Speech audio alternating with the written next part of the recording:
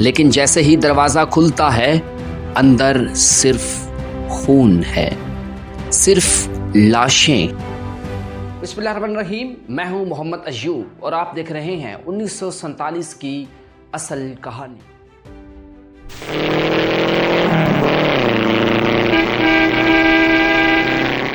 پاکستان ایک خواب، ایک نعرہ، ایک امید، لیکن اس خواب کی تعبیر کیا تھی؟ آزادی کی خوشبو یا لاشوں کا ڈھیر؟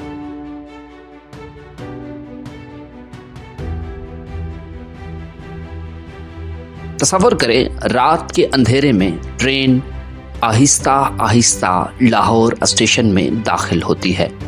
بچے خوش ہیں، بزرگ دعائیں پڑھ رہے ہیں، عورتیں سوچ رہی ہیں کہ اب ہم اپنی زمین پر پہنچ گئے ہیں۔ لیکن جیسے ہی دروازہ کھلتا ہے اندر صرف خون ہے، صرف لاشیں۔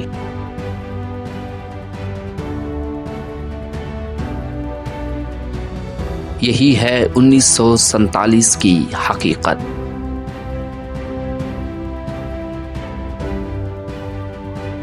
پاکستان کا پہلا دن، پاکستان کا پہلا سانس خون سے بھرا ہوا تھا۔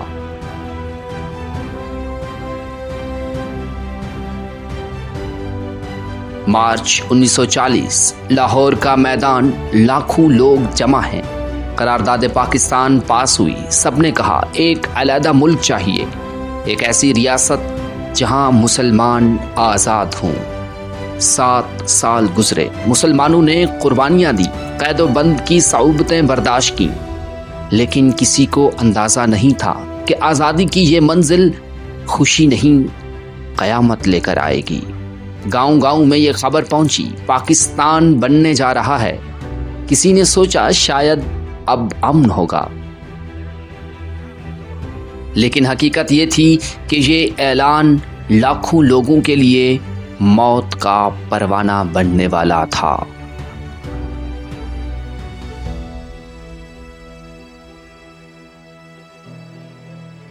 جون 1947، تقسیم کا اعلان ہوا اور پھر شروع ہوا تاریخ کا سب سے بڑا قتل عام۔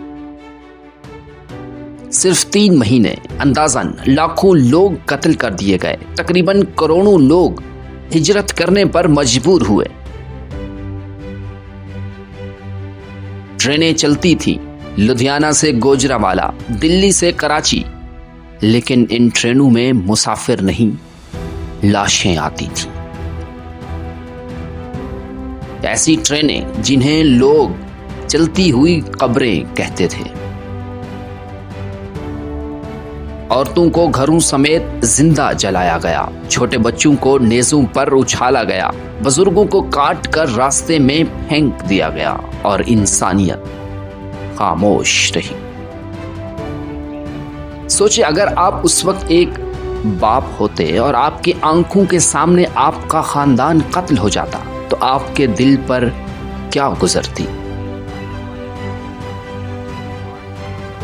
ناظرین، ہجرت کے قافلے موت کے قافلے تھے۔ خواتین اور بچے میلوں پیدل چلتے، راستے میں بھوک سے بچے مر جاتے، پیاس سے لوگ زمین پر گر جاتے۔ ایک ماں کے پاس 3 بچے ہیں، پہلا بچہ پیاس سے مر گیا، اس نے مٹی میں دفنا دیا۔ قافلہ رکا نہیں، وہ چلتی رہی۔ اگلے دن دوسرا بچہ بھی مر گیا، اب اس کے ہاتھ میں صرف ایک زندہ بچہ ہے۔ جب وہ لاہور پہنچی، پرچم بلند تھا، نعرے لگ رہے تھے، لیکن اس کے دل میں صرف قبر تھی۔ یہ صرف ایک کہانی نہیں، یہ لاکھوں کہانیاں ہیں جو تاریخ کے صفحات پر خون سے لکھی گئی ہیں۔ 14 اگست 1947، دنیا نے کہا پاکستان آزاد ہو گیا۔ ریڈیو پاکستان کی آواز گونجی، لاکھوں لوگوں نے پاکستان زندہ باد کے نعرے لگائے۔ لیکن حقیقت یہ ہے کہ اسی دن ہزاروں لوگ اپنی لاشیں دفنا رہے تھے۔ اسی دن ماں اپنے بیٹوں کے جنازے اٹھا رہی تھی۔ اسی دن باپ اپنے پورے خاندان کو کھو رہا تھا۔ پاکستان کی آزادی نہیں تھی، یہ قبر تھی۔ پاکستان کی آزادی نہیں تھی، یہ قربانی تھی، ایسی قربانی جو نسلوں کو یاد رکھنی چاہیے۔ پاکستان کا پہلا دن خون اور آگ کا دن تھا۔